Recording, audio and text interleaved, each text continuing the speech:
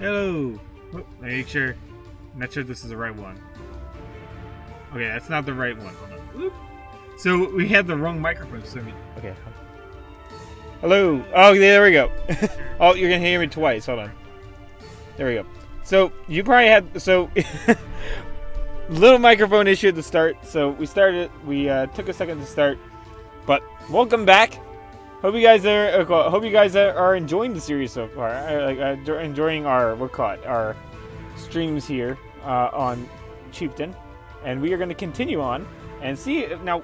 What I'm thinking I'm going to do is I probably made the map a little large, so I'm going to kind of leave it up to if it kind of seems like the response is a lot of you want me to try to conquer this entire map. I'd love to. What I might do is if I... Oh wow, I'm enemies with these guys? All the way up here? I have a ton of enemies that are way up. I might try to finish my current wars in this little section of map I'm already in. So I'm going to probably try to finish off these guys and stuff like that.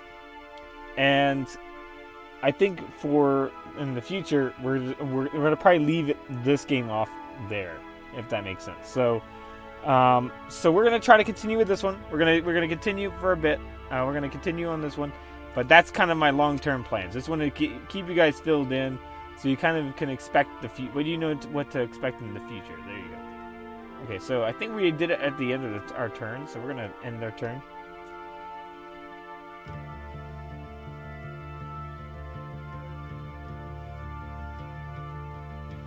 But it's funny because while I've been playing this is for some reason. I guess with because there's like all the minerals up here on the top. It's got me like really thinking about Eve again, Eve Online again. So I've been like watching Eve news, like different. I watched a bunch of different people that do like Eve news kind of channels and stuff like that. So, you might end up seeing Eve in the future again. I don't know. I have to think. Of whether we can do that. I mean, I think it lends itself really to guild play or to kind of like news updates. Works really well with Eve, but a step-by-step industrial thing, because I do think an industry was changing or has changed, might be important to do. So we'll have to consider it. Now the question is, do we want to go with only 5 of these guys and try to fight this? I think that was where we were going. So yeah, I guess we'll do that. I think we were trying to do that while these guys got people up and running, and then we could run back and heal with these. So let's go ahead and they move up here, or not heal, but recruit. Oh, we can heal too.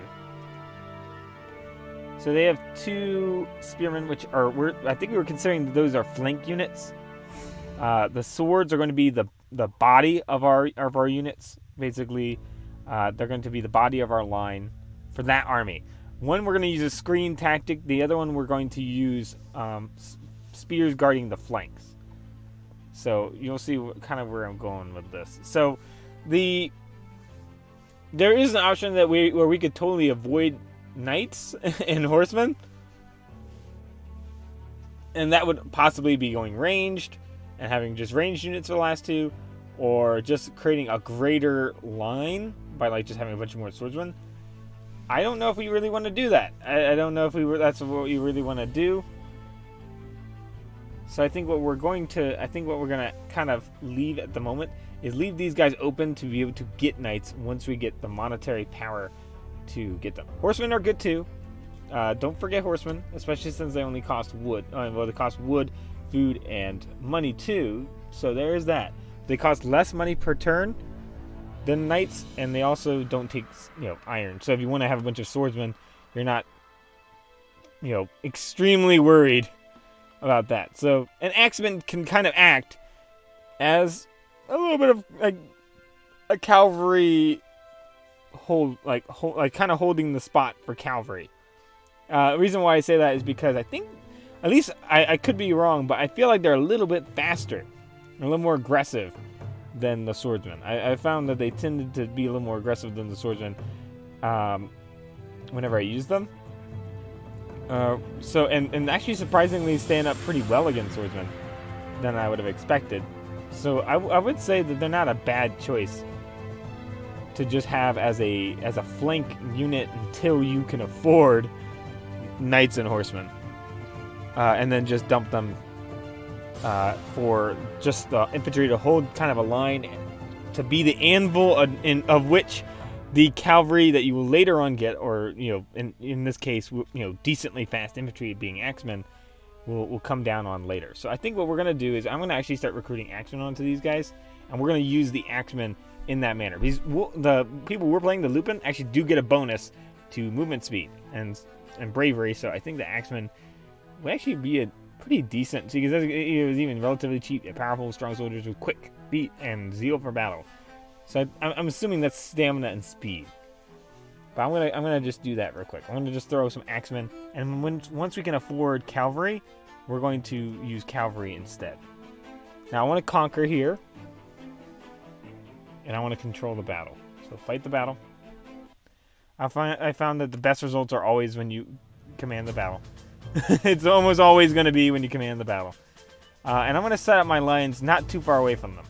But I'm going to try to be a little safer than I have been in the past.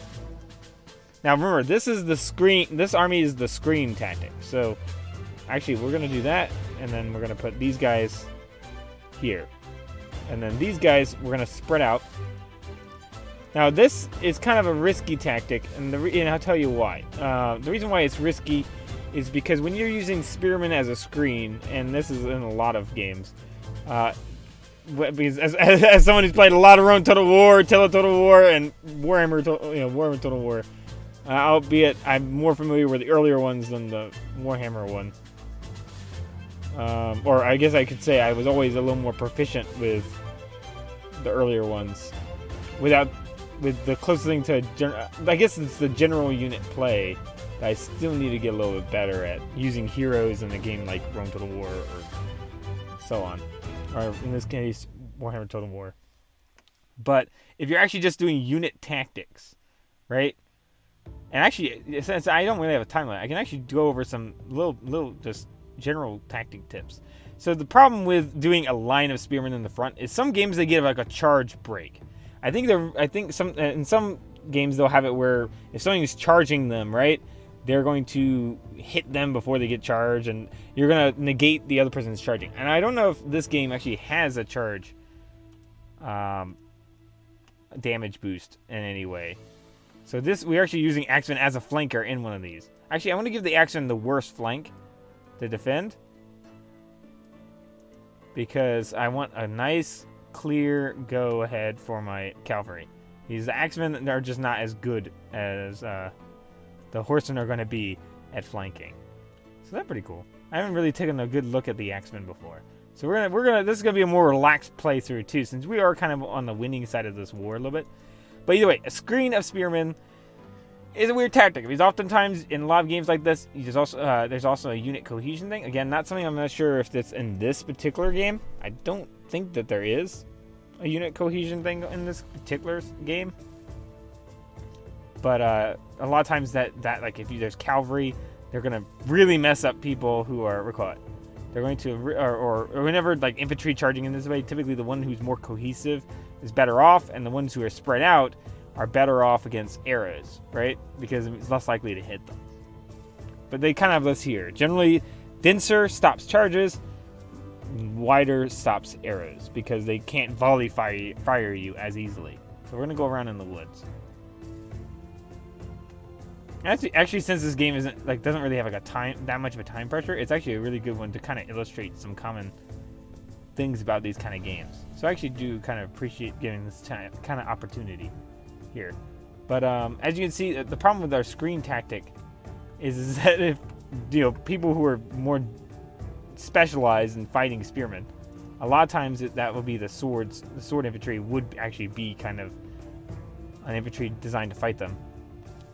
Which you could argue that it's a little strange historically, but we're gonna go with it. We're gonna not argue that. Historically, in games, the spear is technically very underrated compared to what it was historically. Historically, the spear was far and away generally the superior option in most cases on a battlefield. Because if you have to have a bunch of people, with the exception of like the gladius, like for Romans, and even Romans use spears and opportunities or javelins. They also use javelins. Oh, Axemen seem to have done well. They're getting caught up on that though. Now we really should have just held our line and kind of had a formation that way, but I didn't think we were going to lose that much. Yeah, we lost like 2 spearmen. Sometimes spearmen have higher melee defense to compensate for the fact that they're gonna. If you do the screen tactic, screen tactics work better if the game sees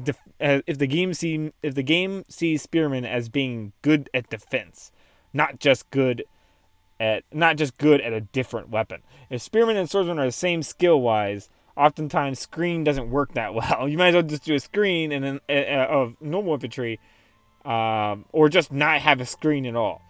In Roman days, they had skirmishers come up, and you could argue kind of a screen, and throw weapons, and they'd run back.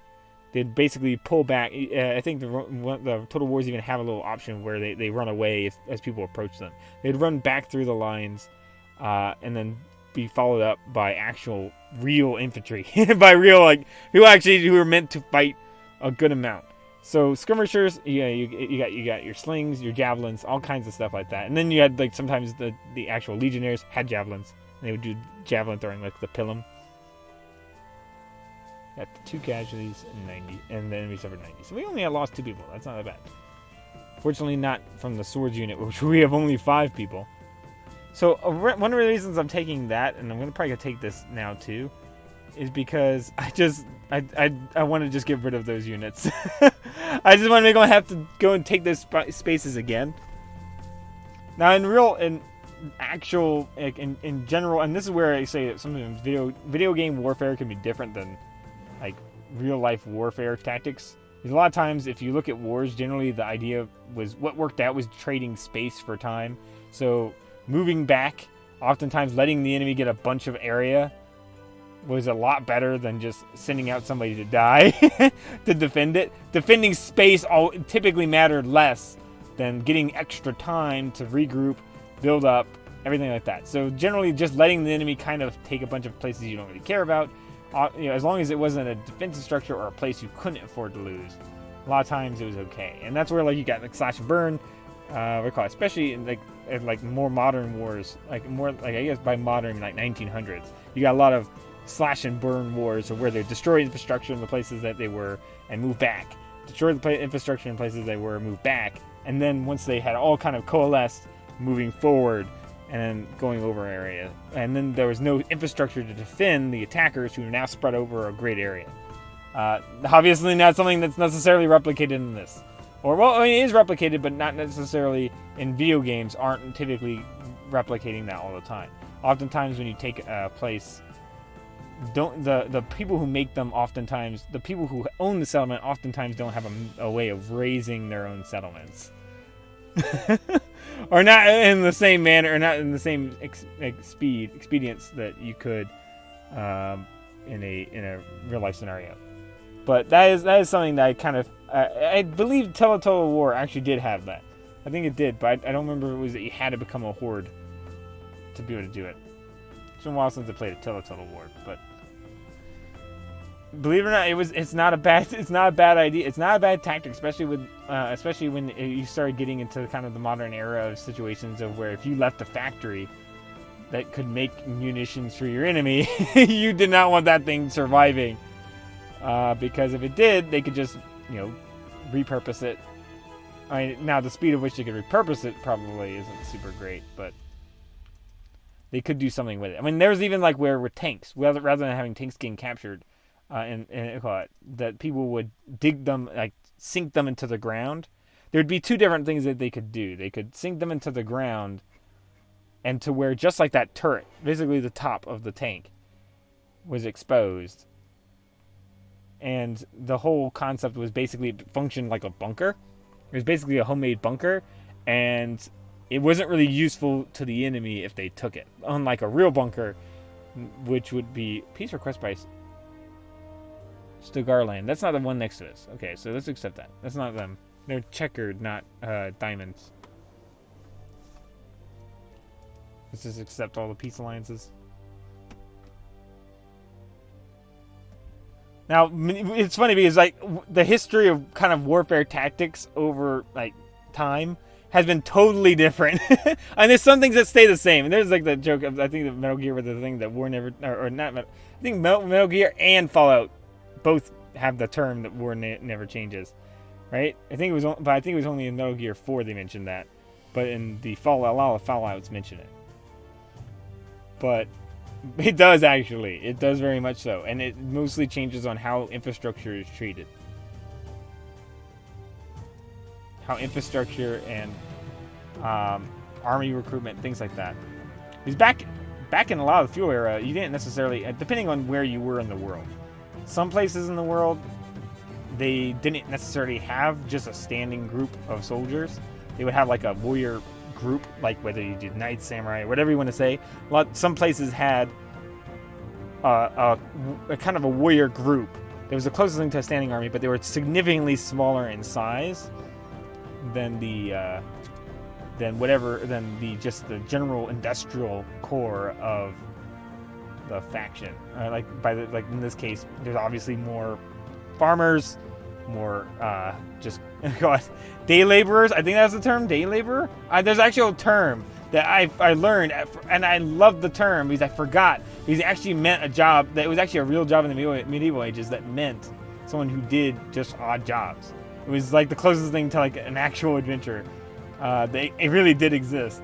I forgot what the term is. It's basically a day laborer where, you needed your house fixed this day, they did that. You needed something done this day, they did that. You needed something messed with, they did that. Right? It wasn't like a formal position. Or they didn't have like a formal thing that they did only. I'd say I'm going to probably just leave the spear in a tight screen this time. They don't have enough people to make a full screen anyway. So we're going to move these guys up a little bit more. I think I can move them up. So maybe, I can incite them with cavalry and then run back. That's also another thing that you could do for cavalry. I'm trying to kind of seesaw my way. But the thing is a lot of times logistics was far more important, I'd say. Okay, logistics have always been important, but they were especially important back in the medieval days. Especially because a lot of times, depending on the country, a lot of times there was just no... Like, in modern day, when you think about it, if you're left in a city, like an abandoned city, imagine if you're in an abandoned city, right? After a massive war or battle, like a conventional war. I mean, obviously, there's different kinds of war, but let's say conventional war. So, conventional total war. Let's say the enemy was slashing, burning their city, but they decided to leave, right? You might be able to find food or have the materials with you to survive. You have the material, know-how, an idea of how you're probably trained in it. You're probably trained to know how to survive to some extent in the situation you're in, right? Or you had your tools like knives, things like that. You had a great amount of tools that you could carry on you. Generally a backpack, especially modern day. You have some kind of way of carrying things. But if you have to think in medieval or any ancient time, if you got lost, you're gone. you're like bye. Because what are you gonna do? You don't know where you're going. You don't have a compass. You don't have you never looked at a map probably. I mean, you may have never seen a map in your life, which is a thing to consider. You might know your way around, but you might be miles and miles more than you ever left in your life or ever went in your life. So you might be in a terrible situation. We're gonna have swordsmen run up through, and then I'm gonna have these guys go. Just because I don't want to lose more spearmen. And I have all these guys attack now. Oh, they're already fighting somebody. Some of those peasants ran over this way. Or not peasants, are they called peasants in this? Militia. Peasants are militia. Go around the back. Go around the back. Cut them off before they leave. There we go. Nice. I don't think we lost one swordsman. Oh no, and two axemen. Not really sure how we lost two axemen. Kind of surprised about that one. Probably we were just a little fatigued, and then someone just was a little too tired and it smacked right in the chest. Yeah, we lost 3 people that time. So maybe we should have led with those spears a little more before letting those guys run through. Okay, so we got these 2 areas.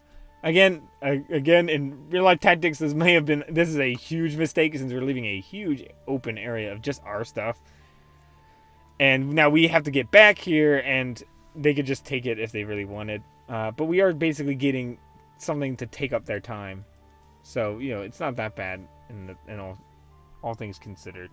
Not the end of the world. We can take up here too, so I might do that just for kicks and giggles. Just for the kicks and giggles of taking it. But obviously, and this is where like game tactics and real life tactics, even as much as you try to emulate them, they're gonna be a little different. No matter how you try to slice it, it's gonna have. Except there are gonna be some difficulties. Generally, a lot of times, I would say that the number one thing that is a little weird is how generally games with seasons. Winter, and Total War tried to do this. But winter typically is a terrible time to go fighting people. It just was historically. I mean, even to some degree, modern day, it's even like a death sentence a lot of times. Winter's not really great unless you're living in a area where you basically don't have seasons. If you're living in a place where you have winter as a factor, where winter is a thing, and you can have very heavy snowfall, you do not want to be fighting a war while dealing with that, because you are dealing with the fact that food is already hard to get back wherever you came from, very likely. If you're again living in an area in which that's a factor. If you're not in the factor, totally doesn't matter. Let's accept. But winter was a big deal, especially in medieval Europe, because a lot of times you just stop fighting. I mean, that's one way you could get a lot of truces, is because you have a situation in which peace requested by Donnie. Okay, they're obviously coming after me. I don't know who they have as their forces though. Okay, we actually have superior forces, so I'm gonna stick here. I'm gonna try to prevent these guys from doing anything. So hopefully I can kind of counter them and then maybe take their force here and then bring them down. So let's conquer. Fight battle. And funny enough, historically axes have always been something funny I've always found, because a lot of people like to portray Vikings with axes a lot. Where realistically, I don't think they really used axes any more than much other forces did. I mean, axes were used, and I'm pretty sure some Vikings did have axes. I'm very sure about that. I think there's like even the term the Dane axe or something like that, but I think that was mostly even used. And it was not like widely used as basically everybody had it. It was used like in a specific case. And I think that was even used by, I want to say, areas of Britain too, even though it was like a Dane axe. I want to say. It could be getting it mixed up, but I do know that Scotland had like an anti-cavalry. They had like I think it was called a spatha axe with like the galloglail and stuff like that. But I might be getting axes mixed up. But they were like, getting stuck on a tangent here. You get the axes are always interesting historically, because the big thing that the big advantage of an axe is generally. It was like a lot like a spear. You knew how to use it. You knew how to use it right. Generally, it hurt if you hit somebody with it. Swords were kind of weird historically. A lot of people did use swords. Very likely for Vikings to use because of who they were fighting. Oftentimes, they didn't fight armored knights. That wasn't a thing for Vikings. You have to think that they were, the idea was raiding people, not raiding, military installations and taking land. Swords are smart for criminals. It's a sad fact. If you're a criminal, or if you're if you're a criminal in the medieval ages, or if you're a person fighting unarmed people, swords are a no-brainer. They're great for unarmored people. They can hurt armored people if you're smart, but and if you're and you know where to hit, and depending on the armor. But would it be a favored choice? Probably shouldn't be. There were cases in which I believe I was reading even a knight, basically a journal left by a knight or something like that. someone was going over on basically a history channel talking about how basically the knight's favorite sword weapon was the sword, even though he had the axe, he had a hammer, everything else, he still would use the sword. Again, preference comes into play. Also depends on your fighting. Most people you're fighting in medieval ages wasn't running around with full plate armor. And oftentimes, even if the person had plate armor, if you could just beat them around enough and knock them on the ground, it didn't matter what weapon you had because you had a dagger for opening that face, the face mask and just stabbing in the face. I mean, that was the term, they nicknamed it the Blade of Mercy. Of if you were a noble, you'd get saved. They close your thing back up and they take you off with them. And if you were just basically a man at arms, which is basically really, really well equipped, professional, like basically, I wouldn't say mercenary, but more like a professional soldier, they'd just stab you in the face. They just stab you in the face. So you got that going on. Let's actually antagonize them with the axeman. Okay, let's run back. And let's keep everyone. Actually, I should have waited. Let's keep these guys here. Okay, hold on. Axeman, come on. Run over this way. Oh, hold on, Axeman. No. Go behind the lines. Go behind the lines. Oh, well, you're already stuck. So you go fight. That was a mistake. Okay, you guys go fight them. Where are you guys going? Go fight these guys. And then you guys come on these guys.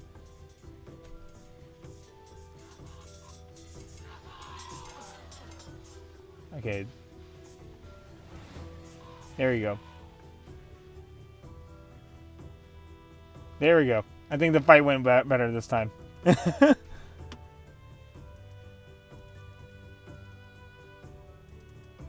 Let's go. Alright, that fight, we salvaged it. We did lose a few units, which we probably didn't need to lose. Could probably done that with less casualties, but we'll do it. 4 casualties. I mean, that's not bad. 4 casualties isn't bad, considering we fought 90 people. Considering we fought 90 people, I'm willing to accept 4 casualties. It was the Farquaad thing from Shrek. It's like, it was a sacrifice I am willing to make.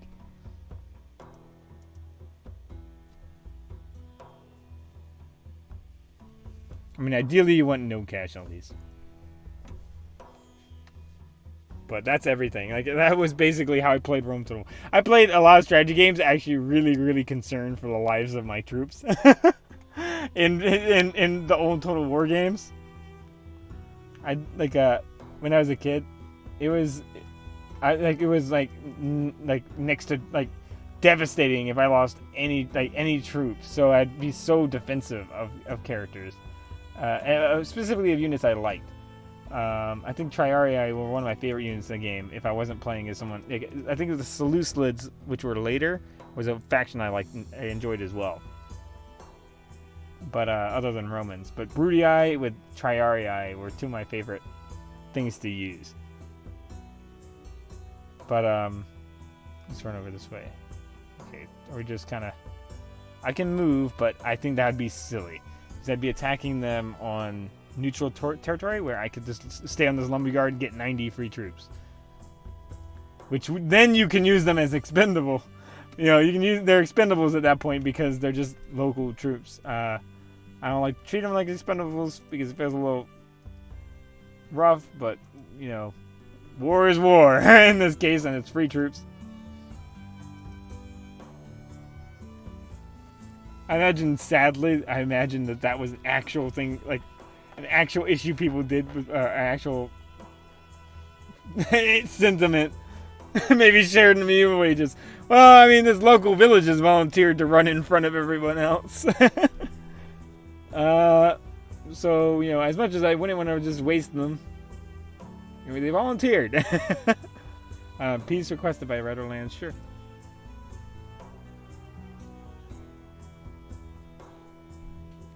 Svengarsi wants peace. Decline. Okay, they're going to get into battle with us. We have such the advantage here. We have so many extra troops. Okay, first start off with moving all the peasants to the front. Peasants, all move up. Okay, it's actually kind of lagging. I'm actually kind of surprised it's having any trouble at all. Everyone's running here. Let's pause for a second because we are dealing with having a lot of troops. So let's run the peasants up. Peasants are just going to be a line. I hate to say it, but today they die for the cause. Because it doesn't matter if they die. They will be remembered as victims of the Lupin Goblin War of whatever year it is in game. But they will be remembered as heroes. They will not be remembered as victims, but rather as heroes who stood in front of all the better equipped troops and soaked up the blow. We're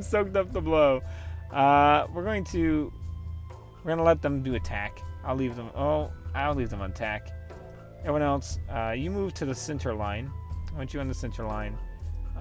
Spears, you might as well move up to where the peasants are too. So I don't think they have any cavalry, do they? Do they have any cavalry? No. They have crossbowmen. Now I could send my horsemen around back to kill the crossbowmen. Not a bad idea, actually. I actually like that idea very much so. I'm gonna have the axes. I just have too many people to really tactic and strategize right here. I'm gonna go ahead and move these guys to the central line. I'm gonna basically amass all my people together, because even though I could do a lot of like crazy strategy, I'm gonna save that for the horses. Or I'm gonna move them because I think that they're not gonna really allow me anyway. I think with my better quality units, I'm actually better off doing this anyway. Okay, let's go on with the battle. I'm gonna just focus on controlling these knights. For one, I can keep some people out of the battle. Okay, they're actually sending spears after my knights, which is not ideal. Okay, it's just gonna be a gaggle over there. It is an absolute gaggle. But fortunately, the spears aren't involved in it. And we're gonna slip by the spears. Oh, the spears might catch a few horsemen. Oh, what's going on? Oh no, Spears got the horsemen. The Spears got the horsemen. Oh man, that's unfortunate. Run away, swordsmen. Knights, run. Oh, that's gonna be costly. Here, you guys all move up. That was a costly gamble. Oh, we might lose the knights entirely because they can't get away from the. Okay, yeah, spearmen just ripped through knights. That was. We gambled and we paid the price of gambling, but hey, we're going to win the battle. There's no way that this is gonna get turned on us. Around to this at this point. Okay, now get those crossbowmen that are still there. Now, I think the crossbowmen also do a lot of damage to these kind of units too, because they're heavily, they're good against heavy armor. So there is that, but yeah, I think actually the crossbowmen are pretty good against these guys too. I'm actually kind of surprised they're not dying in faster or in greater number quicker.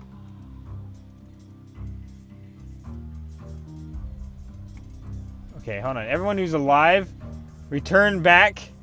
Hold on. Everyone attack the spearmen, and then we're going to attack them, the crossbowmen. Everyone attack the spearmen. Go back, attack the spearmen. Just hoard them, and then go after these guys next. Believe it or not, a lot of the peasants actually did not soak the blow. We probably should have focused more on using tactics with them. Okay, hold on. Let's go over here.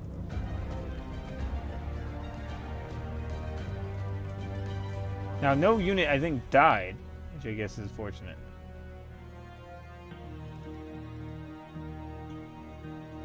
Let's go ahead and get the last of the remainders. Just fast forward. So, you make a military blunder every once in a while. I think we overestimated our ability to kill the crossbows before the spears could get to us. There's a victory. Unfortunately, we suffered 108 casualties. They suffered 150. That was not really great numbers, but at the same time, this is the first time we fought crossbowmen, so maybe crossbows were that good of a unit to be able to do that much damage. But then again, a lot of them were peasants, so free peasants. So let's move up. our army took a lot more than we really would have liked. Let's move back here. But we do now have another army up here that's ready. With a little cheaper units. Peace requested by Vovarstan. Okay, accept. I'm not really enemies with anyone to the north that's going to come all the way down to me. Fortunately, we're nice and safe. We're insulated from that. Lexrandom. Okay, accept. Svingarsi. No, we're going to finish the war with Svingarsi no matter what they say. So be it. What are you doing? Ghost Core. What are you doing, Ghost Core? We're in alliance with you. What are you doing on my land? What are you doing on my land? Hold on. Heal, heal. Maybe some move. We're going to come down this direction. We're going to have to send these guys up to where they can heal. They don't need to get all the way to the town. They just need to get to where they can heal. I guess I am walking through my allies' land too, so I shouldn't be too harsh on them. Okay, I do have the settler who still can do absolutely nothing. Can still do absolutely nothing. This next turn. Oh, why'd you do that? You blocked my troop, man. Why? Except, what's this about? Oh, I'm not getting peace with you. I do not like that they keep blocking me off, though. Not a huge fan of that. I mean, they are walking around, but... Oh, and should I go to war with them, maybe? They are an ally, so I feel like that would make my allies absolutely livid. Act of war? No, let's rethink this. Oh, he was trying to, auto move out. He's gonna sit that troop there, isn't he? He's gonna lead them there. Is he just? I'm actually starting to wonder. Is he sabotaging? Is the AI sabotaging me right now? Maybe they were like preparing for if I betrayed them or something. Let's sit here. Move out of the way, please. Thank you. Oh, maybe they're going to war with them. That's what's the deal with all the troops. Peace requested Giran land. Accept. Again, I only want one enemy at a time. I think that was a big historical mistake made through a lot of eras of history. Don't typically get a lot of enemies, otherwise you're obviously going to lose. Decline. Fight one battle at a time. Oh, those guys are not nice with us. We have a hostile power real close to us. And are they goblins too? Are we fighting two different goblin factions? Yeah, I guess they didn't like me calling it the Lupin Goblin War, I guess. I guess I kind of asked for it saying it like that.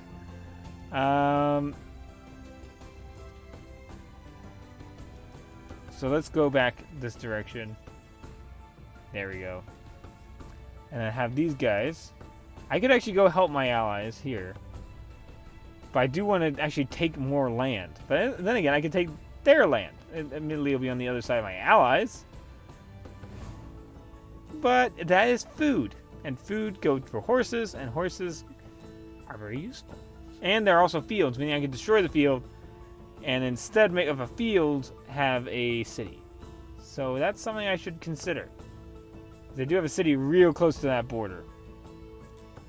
And I'm just looking at like weak troops, so I could try to go in there and sneak some territory away from them. I actually think that's actually a nice idea. I'm going to send these guys this way.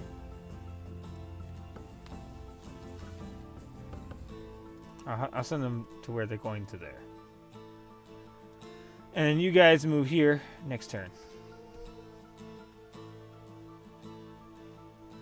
And maybe we can absorb our allies that are within those territorial bounds later when we have more lands. But I think that encroachment is not going to be helpful. So let's decline. I know I don't want to have more than one enemy at the time, but...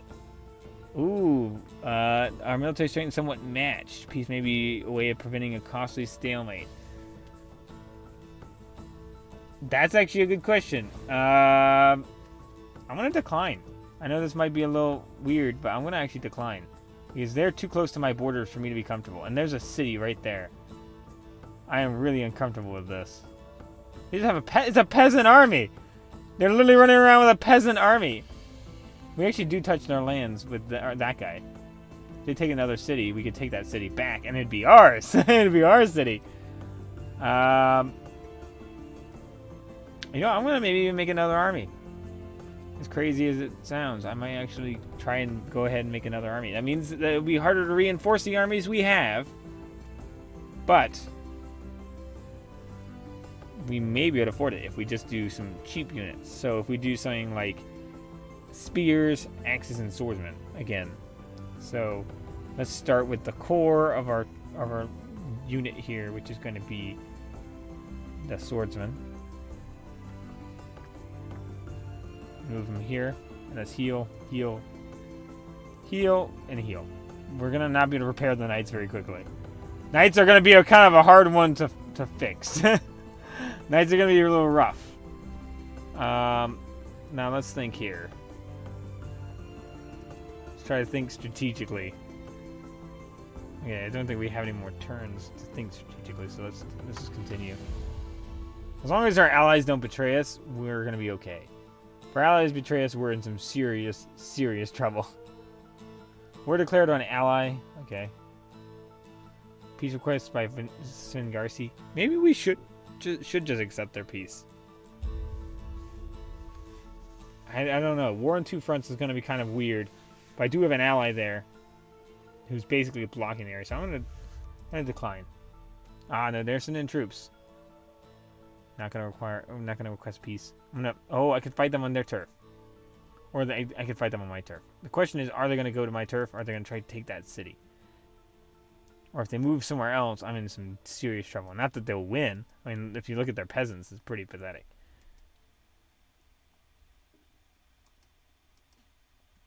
But they are blocking my way. They are blocking my way from getting to their turf. So I might even just go ahead and do it. I mean, 11 peasants is not going to, like... 60 peasants, sorry. That's smaller than a normal group. I might lose like 4 people. And I'll be right next to the city. So fight the battle.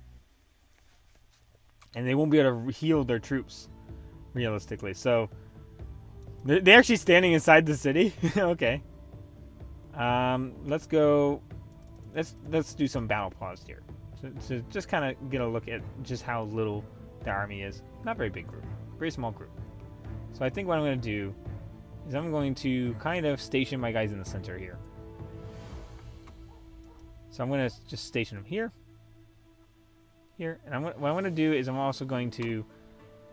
I'm going to leave this on. And spears, I'm going to move here.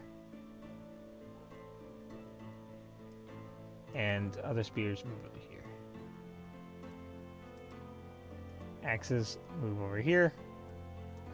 And axe over here. Oh, swords, move in the center. I don't know what you're doing. And everybody just defend. At the moment. I don't want anyone moving around on their own volition. Okay, so they're going to probably wait for me. I guess I told I guess I accidentally had the swordsman run that way and didn't do the spearman. Okay. So we're going to move the spearman here a little bit. And I want to inch up until I can get them to kind of charge us. That's what I want, is I want them to charge us. Or divide up.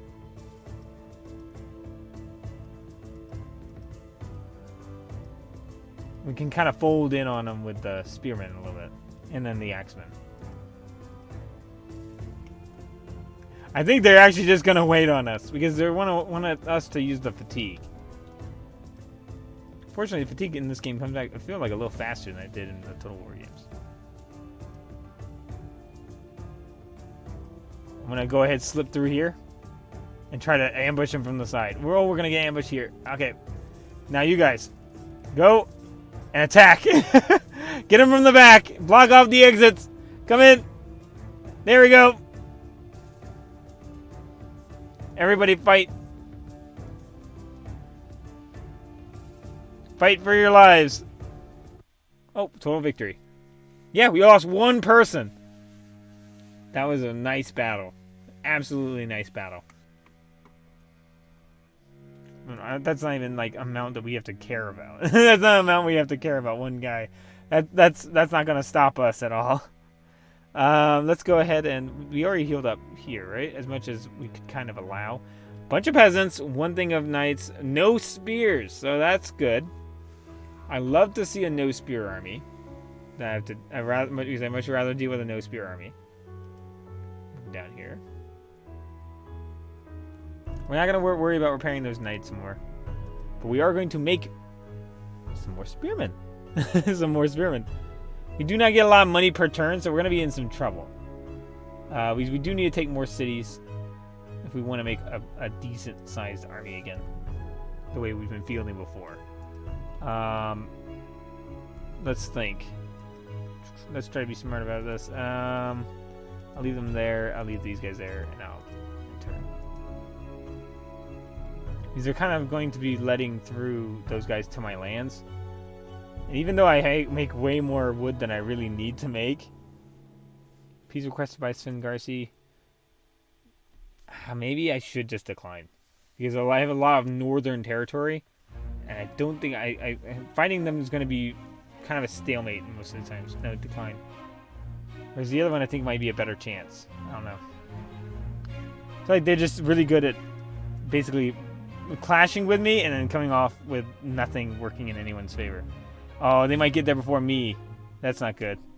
If they get there before me, I'm not going to get the peasant back up. But they do have only a bunch of peasants, so there is that. The bunch of peasants, a little, one thing of swordsmen and one thing of axemen. The Shadow Brigade. So, there's that not going for them. And we do have, we outmatch them in that regard. We are going to keep building these guys up if I can. Oh, no, I can only use peasants, so I'm not going to focus on that. I guess I just want them to get enough time to make an elite corps of units. We need money. We need villages. We need to take villages or remove farms in order to make villages. Because I have so much food. I have 19,000 food. I could just not go. I could go into a negative of food for a long time. Do I want to keep fighting this war with them? I'm not gonna go. I'm gonna go no peace on principle. It's on principle at this point. Oh no, they moved into another territory with another army. They might be trying to go around me because I don't really have a natural landlock. Oh, a very weak army. I'd love to actually. Okay, so if they go that way, I'm in trouble. But I think they're at war with them, right? Am I right? Are you guys at war? And where are your enemies? Do you have those guys as your enemies? Don't tell me it's a no. It's a no. Who are your enemies? Carcassa. No. I might have to stop them there. I mean, they're a pathetic force. They're a pathetic force, I think. They're not going to get anybody with... I guess they do have two groups of somewhat decent amount of horsemen. But I think they're going to be, just going to be annihilated. So I'm going to just conquer. I'm going to conquer their food supply. Fight the battle. Okay, we're going to do some battle pause. Kind of come up with an idea of where we want to move our troops. So I want to move up my troops here again. So left here, move that by this rock. Right here, move up over here. Swordsmen move up in the middle. Axes take either side. And then let's go to double speed a little bit, and then when they get up close, we'll do normal speed. But spear walls in real life actually worked really well as a frontline thing. In games, it's kind of weird because they have swords get a bonus against spears a lot of times in a lot of games. In which case it's and here's what I gotta say: historically, that's a little bit of a dubious statement to say that spears have some kind of weakness to swords. Or axes, or really anything for that matter. The whole advantage of the spear is its length, and the fact that if you have a bunch of people with it, it's basically you got this bristly porcupine. Yes, the Romans, like for example, beat the phalanx, But oftentimes it's sword and shield. Oftentimes it's with a shield. I'd say really shields are really the counter. Shielded infantry of any kind is a counter for spears. More so than anything else. If you have a very light infantry, is basically just fodder for spears, realistically in real life. Absolute fodder, because you have to think they could hit you anywhere. If you're armored, then you got trouble, because if you're running in with armor, they could hit you could hit their armor, and you could be in a same situation a guy on a sword would be in. Oh no, I have hit something and have done no damage, and now that person is really close to me in my face. So I'd say swords maybe if you're an armored sword unit. Then yeah. Sure, swords have an advantage there because they can get close without dying. They have a likelihood of getting close without dying.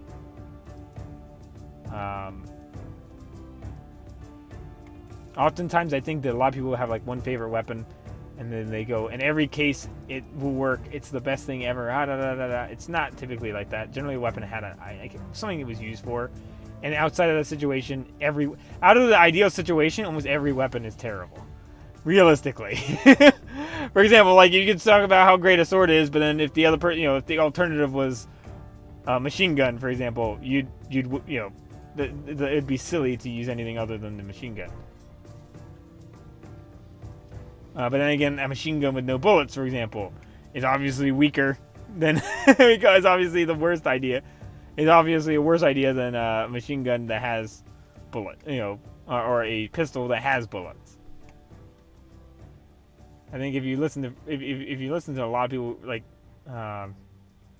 actually kind of talk more about tactics and stuff like that, a lot of times the big element really comes down to is the situation logistics.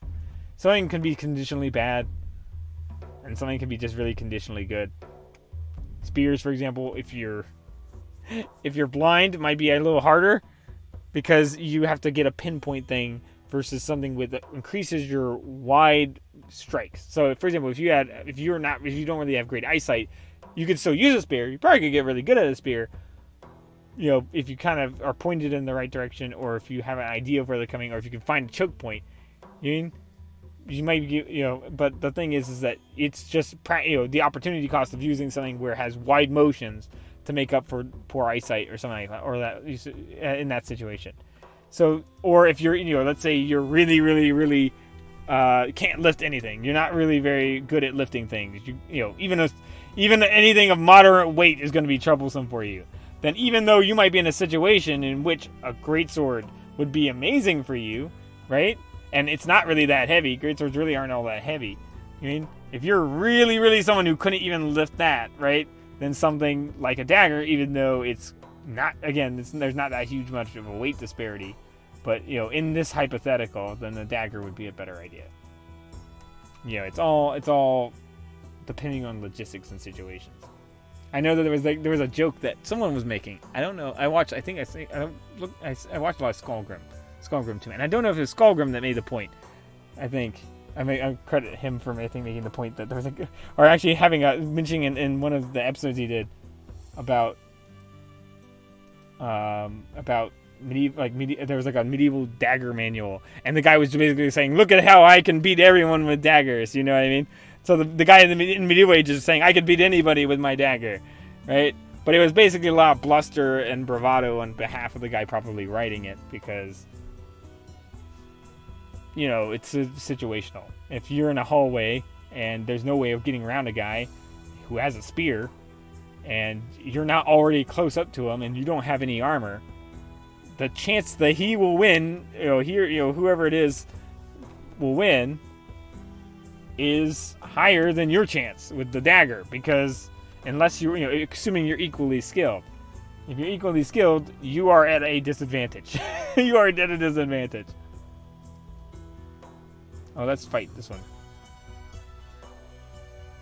I think people a lot of times make it a pride thing, but it's not really a pride thing. It's like, I feel like that's like I feel like there's I play like I think I mentioned with tabletops. If like any tabletops with a dual system like L5R and stuff like that, that would be a great way to have a character. Because some have like duels where you can do duels. Of have a character that specializes in a weapon, but his whole trick is he tricks people to using a weaker weapon to prove that the weaker weapon is better.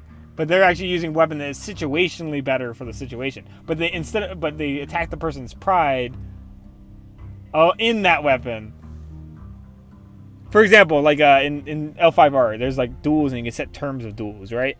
And someone like let's say you're doing like an Ijutsu duel, which is in L5R that's basically like a draw, right? But then the guy wants to do an Ijutsu duel with you, and instead you go no. I think the spear is the best thing ever, right? I think my Yari or my Naginata is better than anything you could ever do, right?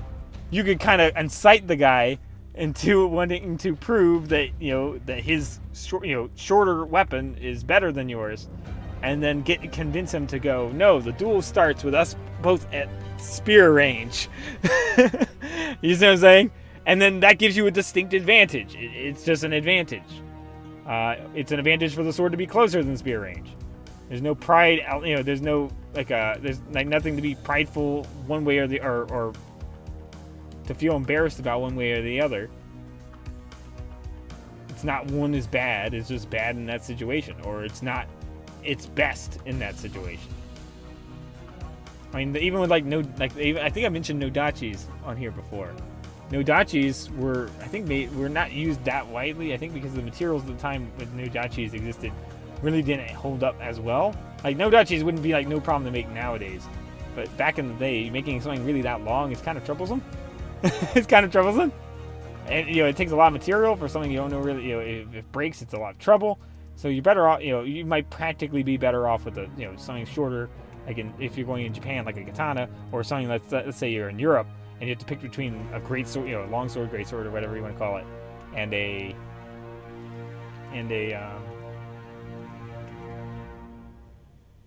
and something shorter, but a lot less expensive, and something that you can kind of understand that you won't break, then you know what? You might use that. I mean, spears, part of the biggest advantage about spears is that they're cheap.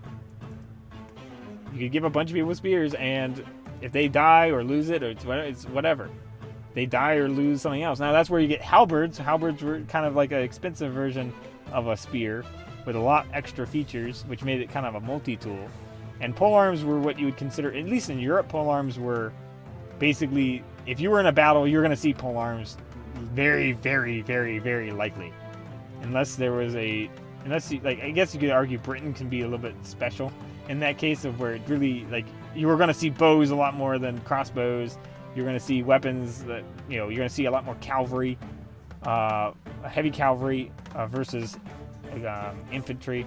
And stuff like that, which is kind of funny because like when everything's like about the 100 Years' War between Britain and France, the funny thing is that Britain was really a heavy cavalry within when it was fighting amongst like Scotland and things like that, when it fought other powers within that same area, right? A lot of British kingdoms use heavy cavalry to fight people, and it was kind of ironic that the 100 Years' War, France ends up being heavy cavalry predominantly, and then England being far more a different tactic. And this goes into sometimes conditional, there's conditional things that make it different. When you're invading across an ocean, or across, I guess not an ocean, but a channel, right? You have to deal, is it going to be very easy to take horses all that way? It's not going to be easy to get horses across that easily, comparatively, because it's going to take up more space, it's going to be more weight, you're going to have to feed them, and if you don't know how to feed them, then they're going to die. Right, and stuff like that, and if you have to run away, then you're gonna leave the horse there. You gotta go all the way back. Whereas a defender, as much as horses and cavalry are great on the offense, the one good thing is for a defender is if you can go out and challenge somebody attacking you with horses before they can get to you. If you can actively defend rather than passively defend, horses can work out real well. I feel like I want to play Bannerlord. Because I feel like I get a lot more of getting some of that history, fun history kind of stuff mentioned. Because the one thing I love to mention is with the Kyrgyz, the Kyrgyz are really. I forgot because I think are they still called the Kyrgyz? Is that Kyrgyz what they're called now, or because I know it's different than Warband. Because there's a different group in charge. But either way, the ones that do the horse archers predominantly, you go, oh, well, it's not really great when you're defending a city or having to attack a city. This is true. Horse archers don't really help you at all for attacking a city. But I disagree with defending a city. Defending a city, if you can actually send out an army, and this is where Bannerlord might not be the best example, because you're the only general you have, and all the other generals don't know what don't always know what they're doing. Oh, we can't move. We're gonna end the turn. But because they're AI and stuff like that. But the thing is that if you can actively defend territory, something like horse archers or even lancers in any situation can actually be really good at actively defending your territory, because you can go from one side of your territory to another, and I feel like that doesn't get reflected very much in a lot of strategy games, of just how a lot of horses are always seen as, or horsemen are seen as defenders. Oh, not defenders, like attackers. Excuse me. Hiccups. But they're seen as attackers. But they're also really good at defense in the means of getting from this town to that town before you all die, before the people at the other town all die. Right? Or just if someone tries to, and I think this was another thing, is that some whole groups, whole groups in war were skirmishers or stuff like that, where the whole idea is they would come to where your food was stored and steal it. Oh, we're gonna fight a significant. Okay, we're really gonna end this stream off with a good old big fight. Should be easy because we got a lot of units. But I'm gonna try to see if I can mitigate my casualties here a little bit. I'm a little slow in the draw here. Uh-oh. They're going to attack with the horses, but I've drawn them into my trap. Now we got spears everywhere. Kill the horses and they're all dead. There we go. You guys, what are you guys doing?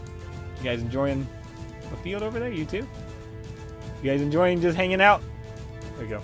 Could have paused at the beginning to bring them over, but I'm really down. I'm going to lose any large amount of people. Yeah, we lost like 3 from that charge, which was kind of hurt. Hurt a little. But we very quickly countered it with spearmen on them. They had charged into spearmen. That would have been pretty much cost, like without any cost. Well, no, we only lost 2 people. We lost 2 people.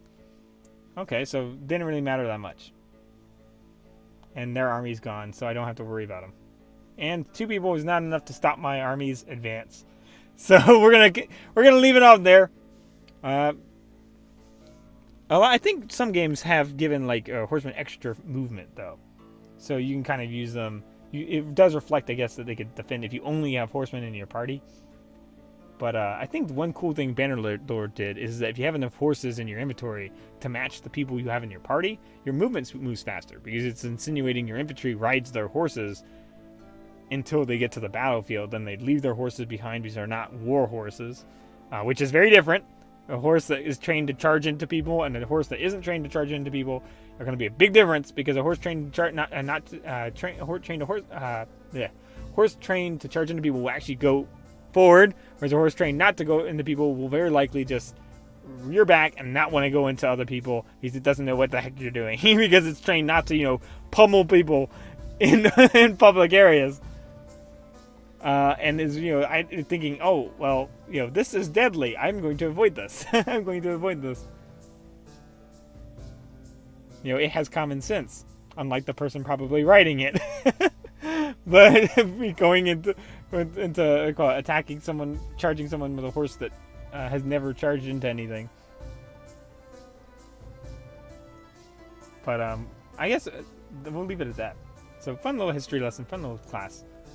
Fun little talk on history and just a little expansion in the game. So I hope you guys have enjoyed. Hope you had a good time. Thank you for showing up, and have a good one. See you later. All right, bye.